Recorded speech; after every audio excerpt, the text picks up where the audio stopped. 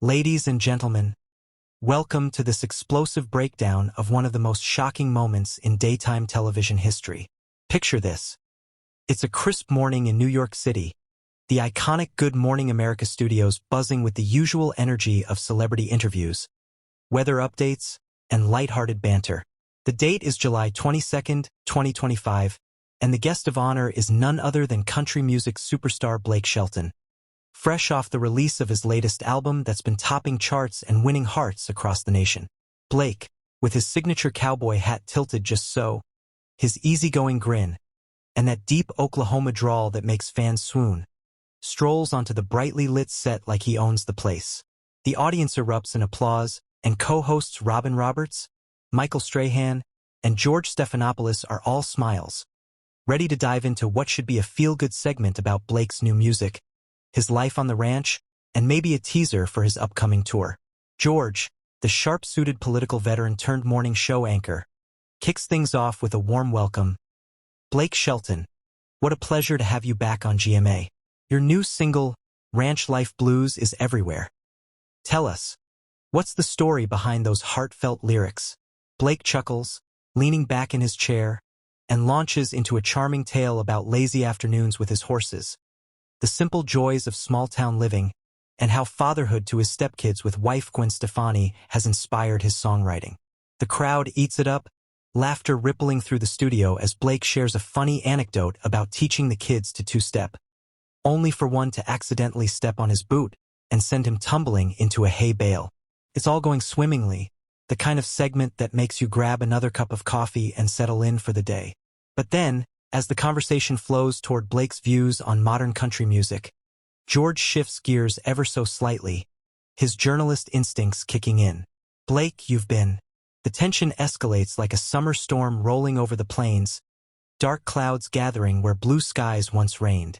Blake Shelton, the man who's faced down The Voice contestants and sold out arenas without breaking a sweat, now finds himself cornered in the unforgiving glare of live TV. He shifts in his seat, fingers drumming on his knee, a telltale sign for anyone who's watched his interviews before that the Oklahoma fire is kindling. Uncalled for? George, you poked the bear first. I'm here to talk music, not get grilled like I'm running for office. Folks at home want to hear about the tour, not my voting record. The audience gasps collectively, a ripple of whispers spreading as phones come out to capture the moment. George, not one to back down from a verbal tussle. After all, he's sparred with senators and presidents. Leans in closer, his voice steady but edged with steel. Poked the bear? Blake, this is Good Morning America, not a saloon happy hour. Our viewers expect substance, not just surface-level charm.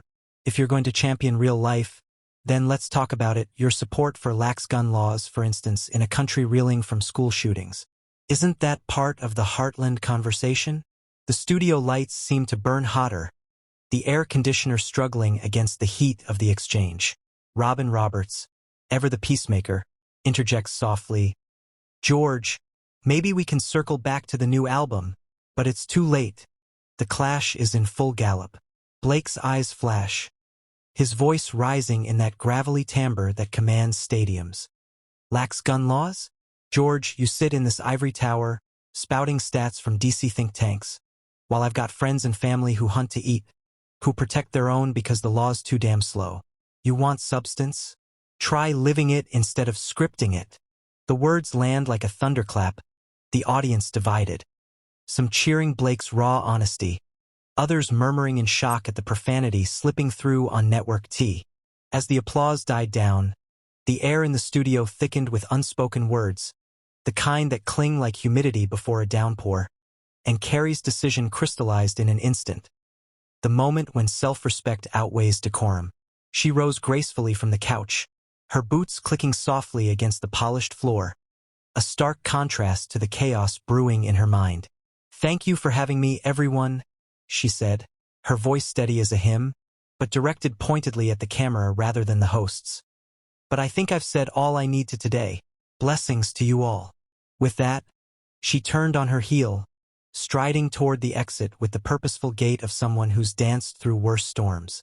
Jenna, her face a mask of stunned surprise, half stood, microphone in hand, stammering, "Carrie, wait.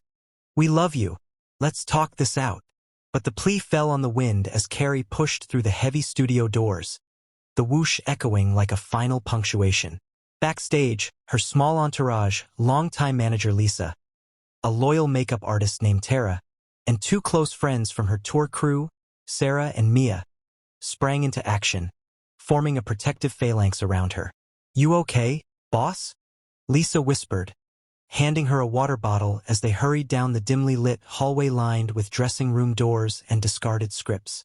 Carrie's response was a tight nod, her breath coming in measured inhales, the adrenaline surging like the opening riff of Before He Cheats. Outside, the New York morning buzzed with energy, horns blaring from yellow cabs, pedestrians hustling with coffee cups in hand. The iconic Today Show Plaza just beyond the glass doors where fans gathered for glimpses of stars. But Carrie bypassed the main exit, opting for the side alley where a black SUV idled discreetly, engine purring like a contented lion.